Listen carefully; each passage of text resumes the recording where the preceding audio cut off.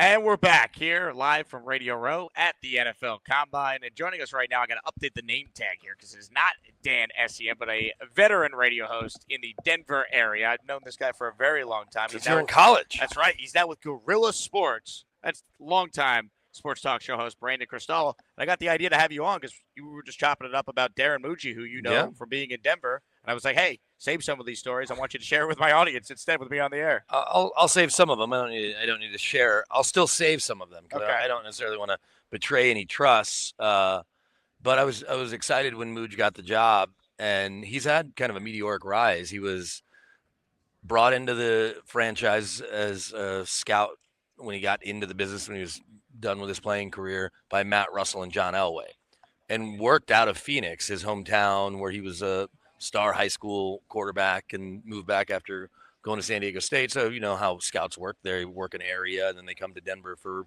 draft meetings and all that. And then a couple of years ago, as George Payton was taking over full-time from John Elway and Matt Russell moves on, Dave Ziegler wants to hire Muge because they'd worked together in Denver and he liked Muge's football knowledge, wants to bring him to New England. Well, the Broncos decided to move him from Phoenix to Denver and give him a better title, and he's in the mix with George, who's coming in with some of his staff from some people that he had brought with him from Minnesota or whatever. Then a year later, Dave Ziegler gets a job in Vegas and wants to hire Muge out there. And so the Broncos block that and promote Muge to assistant GM.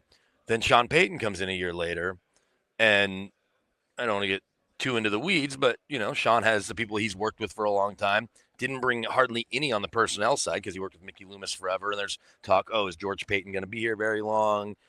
Will the Penners let Sean do whatever he wants on the personnel side? He's certainly not reporting to George.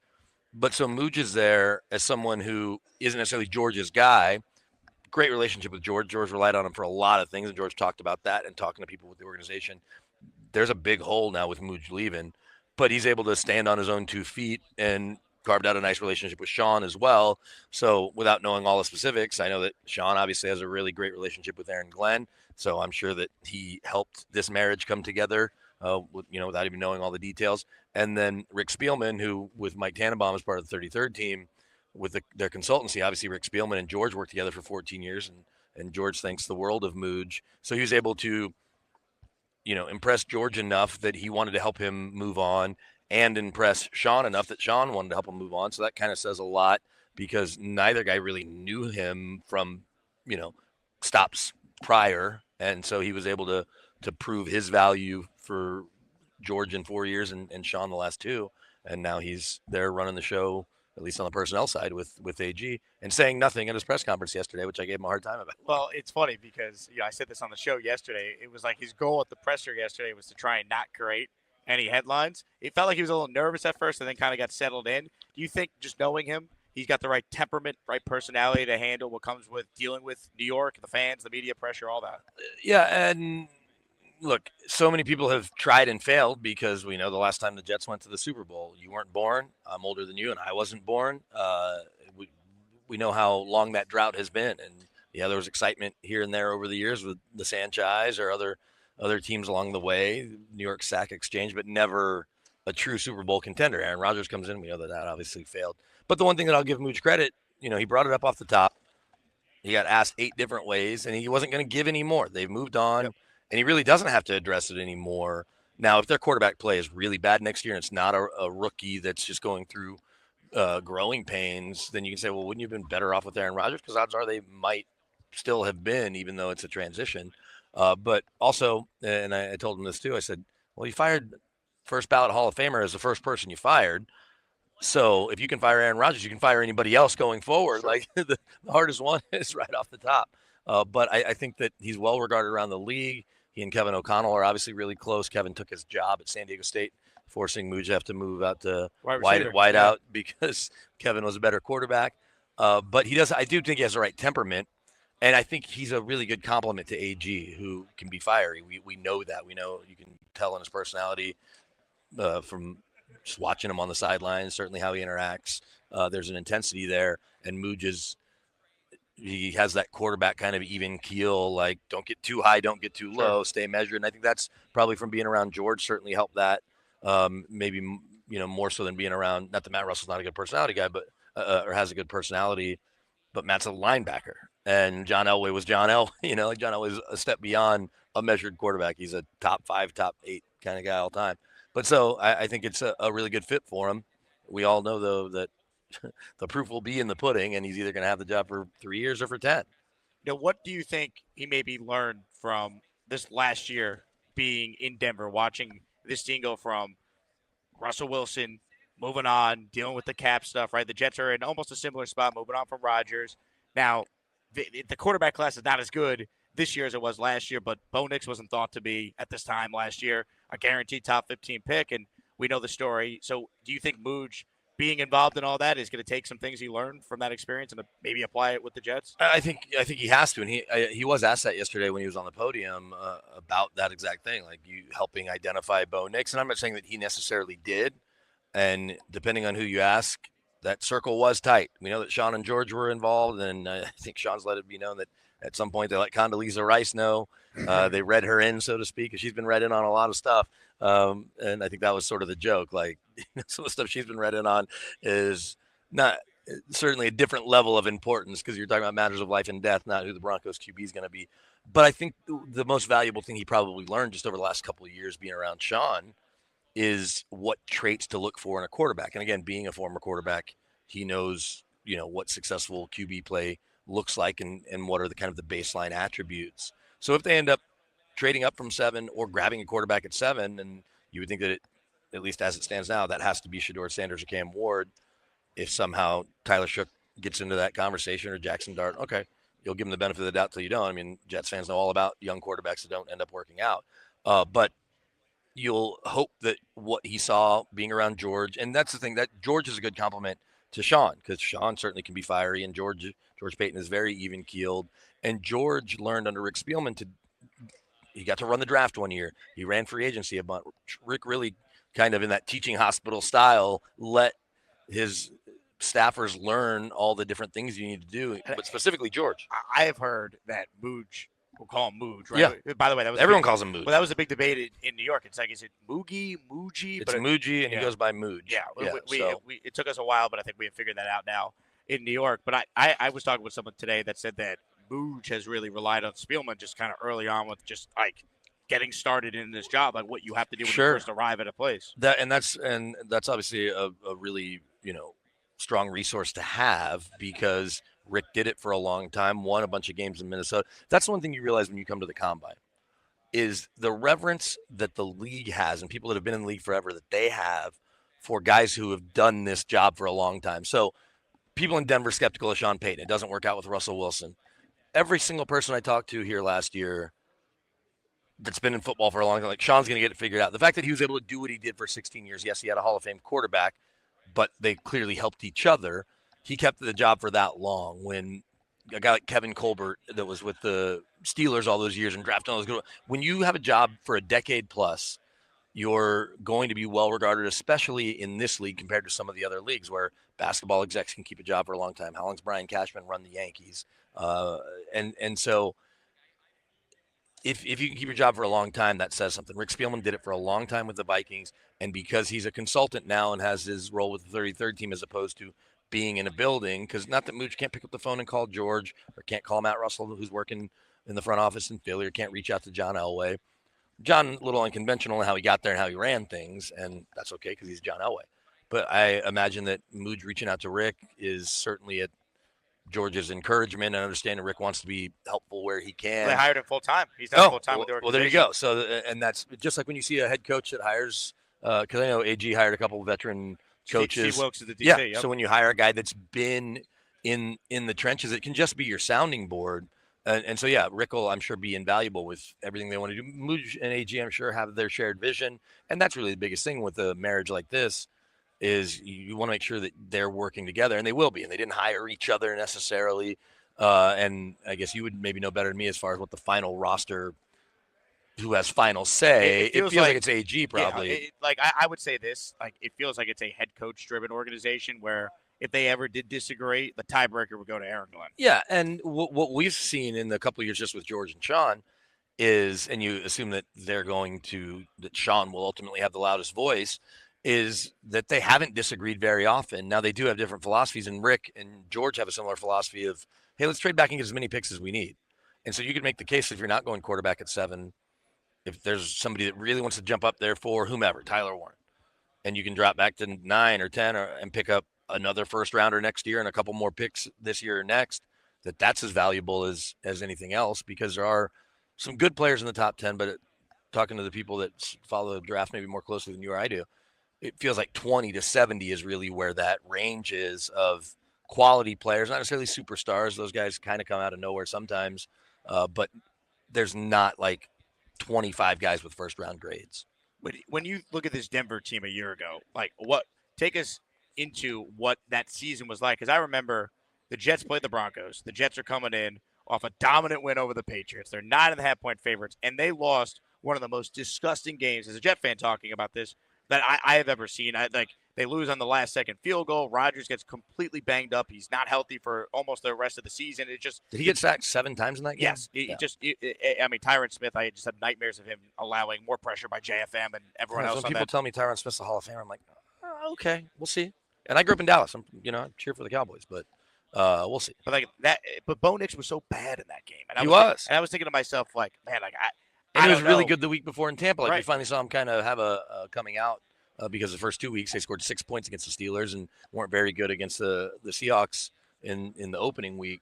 It was an ugly game. So you guys just turned it around. What was this past season like? What do you guys?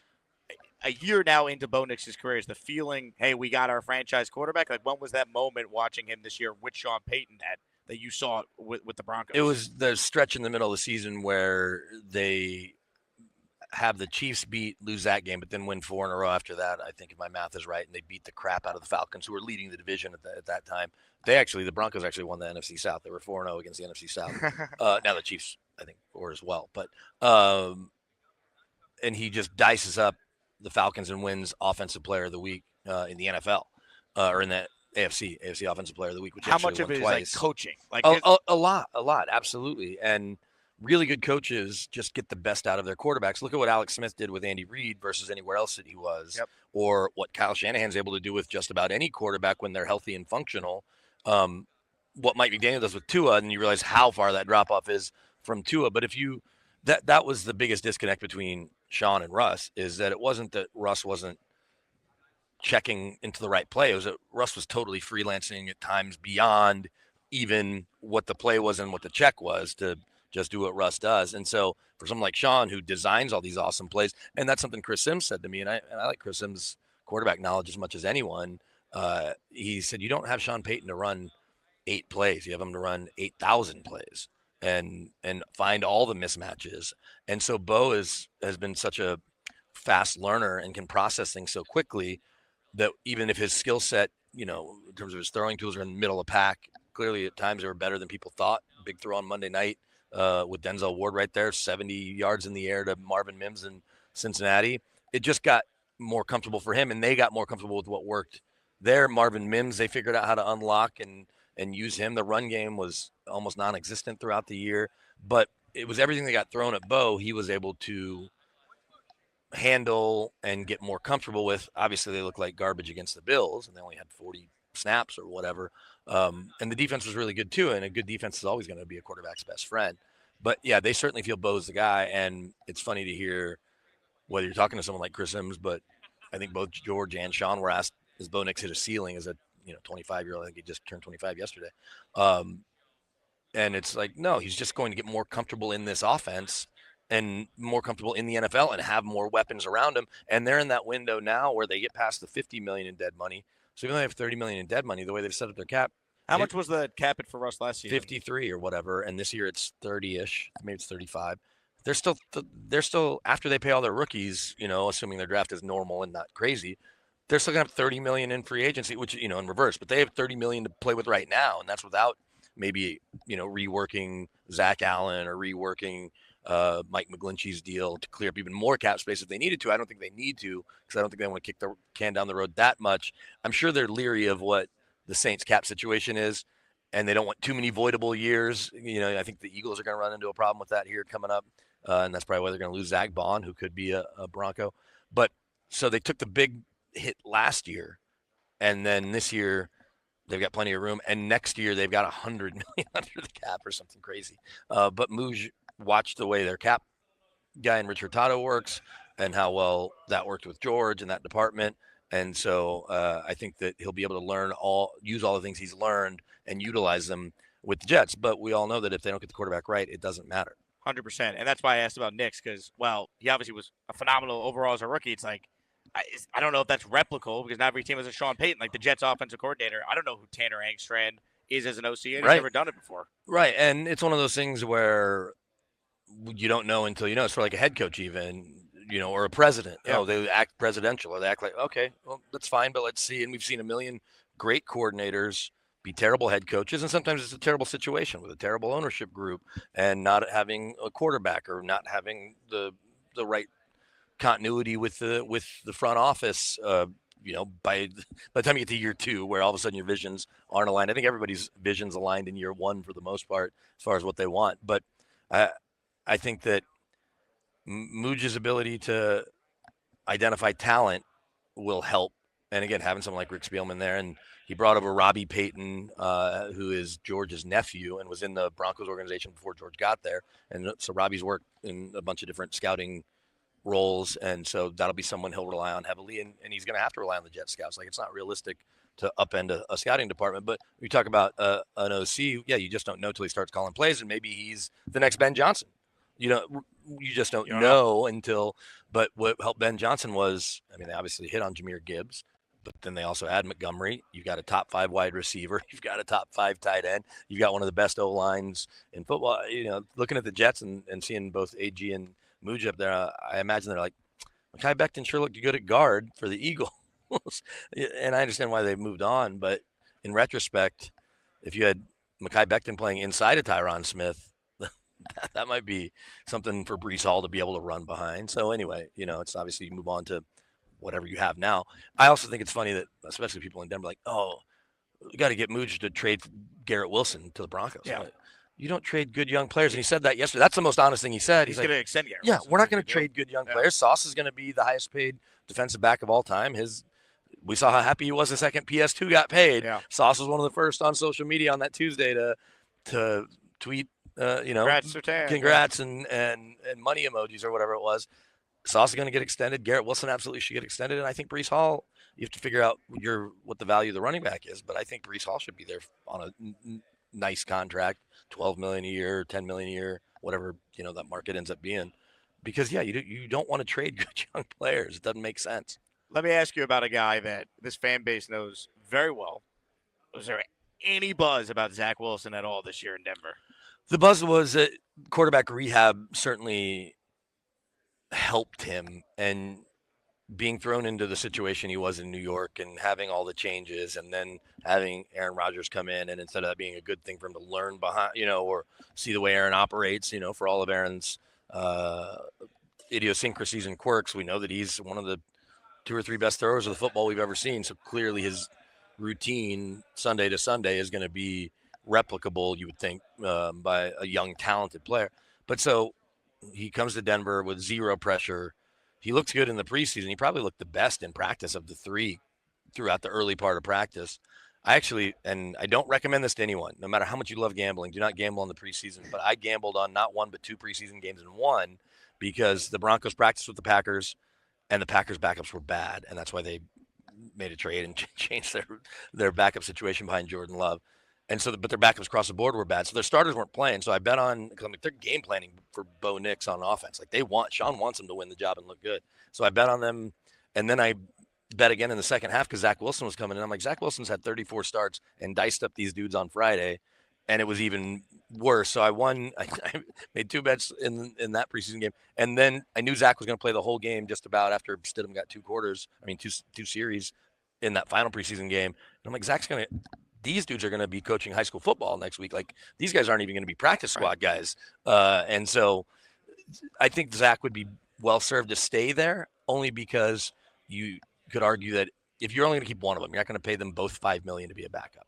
So you keep one of them, Stidham or Zach, but Zach gets another year around Sean and Joe Lombardi and Pete Carmichael, less pressure, but a good team that's on the rise. Do they want him back though? Like, did he do enough where they Oh take him yeah, back as the backup? I do think they want him back. I think it's just a question of which one of them they would. They're not gonna have both of them back. And these dudes all liked each other. Like they're on vacation in Cabo, the three quarterbacks and their wives, and Mike McGlinchey and his wife, and then Sean Payton's down in Cabo. They end up all having dinner together and all that. And Sean, touched on how close they are. That's not normal necessarily. The guys get along, but that they don't always, aren't that close where they're vacationing together. But you have to think that once these quarterback dominoes fall, we figure out where Sam Darnold goes and where Aaron Rodgers ends up, and does Russell Wilson end up on a team, Justin Fields, plus the rookies. What's the situation that makes sense for Zach Wilson? Is someone going to bring him in to compete? Would the Colts bring him in to compete with Anthony Richardson? I'm not saying they will or won't. That, though, is maybe more appealing because of what the Colts have to throw to, and you can legitimately win the job. I don't know what their I just don't know if plan he's is. going to get a chance to compete for a job. Well, it has to be the right place, and if you believe Chris Ballard saying it's going to be an open competition, because they understand that if Anthony Richardson turns out to be good real quick, they'll keep their jobs, and if they don't, they won't. So if there's another quarterback that can legitimately beat him out, which probably isn't that hard to do in terms of having consistent practices and looking good in preseason, that maybe a place like this that has a pretty good defense, has a Pro Bowler at all three levels, has three good pass catchers, has a top five kind of running back in JT, that might make sense for Zach Wilson. But he's so far down the list of the dominoes, and maybe Jarrett Stidham thinks this is the right opportunity, and he ends up here for whatever reason, and Zach stays there. And if Bo Nix gets banged up, then Zach's comfortable. They're comfortable with him. So that's why staying isn't the worst thing. But if there's a place he can go compete, it doesn't seem like he's done with being a starting quarter. Like I'm not, the final chapter in his career, story isn't written yet. It would kill me if he ends up being good because because with Geno and Sam Darnold now to have 3 for 3 But I always thought Sam was good and was failed by the Jets. I was on that side. And then Carolina too. All of it made sense. Like crappy organization, crappy handling, another crappy organization. Sam showed a lot more than Zach ever did. Zach, contrary to popular belief, Zach had an elite defense helping him. He had Breece Hall. He had Garrett Wilson. He had enough players around him for the team. If he was just a little better, to have been in the playoffs in 2023. They won 7 games with the 32nd ranked off. And also our pal Nathaniel Hackett, that didn't go great either. It's just, I don't know. He doesn't process the field. That was the physical traits here. There you can see why they fell in love with him. But it's just, that would personally kill me because it will tell me I know nothing about anything if he goes somewhere else and has a Sam Darnold resurgence. But it kind of goes back to what we were saying as far as the play caller. And if you're with one of these handful of truly elite play callers, and I don't know if Shane Steichen is or isn't. It helps when Jalen Hurts is so unique and he got the best out of him, although then Jalen replicated it this year more than last. And so I'm still not 100% sold on Jalen, but it's hard to argue against him. But you talk about guys like Kyle Shanahan, Sean McVay, Mike. Like if I'm Zach Wilson, I might look at the Dolphins because you just don't know what you have with Tua and his skill set in that offense with Mike. I get that everything's designed behind a left-handed quarterback, but we just know what Tua's injury history is. No one wants him to miss another game. We'd all love to see him play for a decade and, get in that Hall of Fame conversation. I understand Jets fans don't want to see the Dolphins win. I'm just talking about he seems like a great kid, and the people that are around him seem, he's all about the right things. Great. But if I'm Zach Wilson, that might make sense because of what that offense is and how smart Mike is. And so if I'm him, I'm thinking about going to a place like that versus, say, if the Jags called and want him to back up Trevor Lawrence because they're not sold on Trevor Lawrence. I don't know if Liam Cohen's a good coach.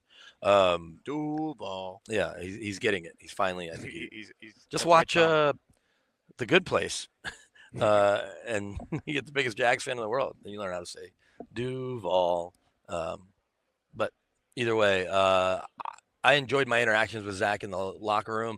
It was funny because his brother came to town with Utah to play the Buffs, and it was not a great day because his brother shouldn't have been they were down to he was like the third stringer as a true freshman.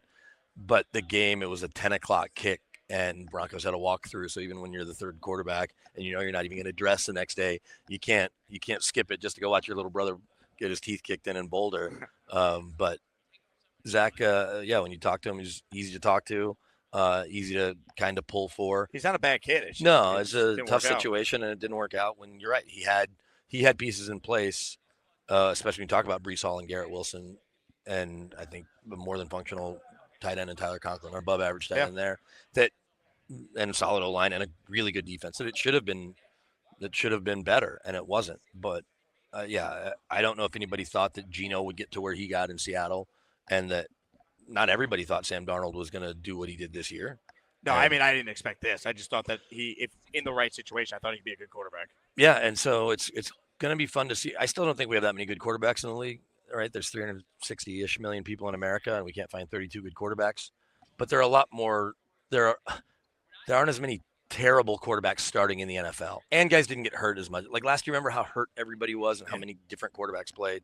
It was nice to see guys stay healthy, see Joe Burrow stay healthy, see those guys stay healthy. But let's see if Shador and Cam Ward and Jackson Dart can do anything. I don't know. Some people really like Shador. Some people aren't sold, and some people don't like him. But I think in New York at 7, that wouldn't be the worst. That wouldn't be the worst draft pick if he's still sitting there. If he gets past the Raiders and past anybody else. Give me Cam Ward in a trade up. I think that works. And as silly as it sounds, he might be able to trade with the Giants if they end up trading for Matt Stafford. Yeah. And so the Giants, I think, would happily drop – not happily, but go from 3 to 7, pick up some more capital that they will have just lost trading for Matt Stafford. And then you get to 3. I don't know if that's enough to get to Cam Ward. A lot of it depends on what the Titans and Browns want to do. It sounds like the Browns aren't in a hurry to go quarterback. And the Titans, I think, are – if I'm the Titans, I'm trading out of one. I need as many good drafts. Like, that's just not a good roster. And – especially if the Giants want to like flip you a couple extra picks to move up 2 spots, and then you still can get either Hunter or 100%. Yeah, if that's right. If that's your consolation, if the Giants want to be able to dictate the draft, in order to do that, though, you probably are giving up next year's 1, or at least move 2 spots. It's a lot of points. It might be this year's 2 and next year's 2, or 2 and 3 this year and next year's 2. What the Bears gave up when they went from 3 to 2 with the Niners to get Trubisky? That's probably a good model to look at. Or what the Niners get. Niners gave up 3 number 1s to get. That was from 15 to 3. To get from 15 to 3. Funny enough, they wanted Zach Wilson. The Jets said no. Yeah, they didn't want to trade out of 2. Yeah. Ended up being just a bad class all the way around. What Mac Jones has become and Justin Fields. PS2 though, that was a good pick by the Broncos. Yeah, hopefully Darren Mougey can channel some of that. Defensive player of the year. But it feels like if you were to compare the Giants and Jets rosters, I like the Jets roster better than the Giants, top to bottom. And so that's why it's interesting that the Giants are so hell-bent on the idea of trading for Stafford, if you believe some of these because reports. They have a coach and GM that knows if they don't win, they're getting fired. Yeah, and so give us a veteran quarterback who will at least give us a chance. Give us a chance and not cost us games. And we know how good Stafford is under duress and when things aren't going well, because it's been his whole career for the most part. And maybe they end up with Cooper Kupp also, but either way, it's going to be a fun next 6 weeks. I dubbed it the lying season, which has certainly taken off. But if you go back and look on Twitter, I think I was the first person to call this time of the year the lying season.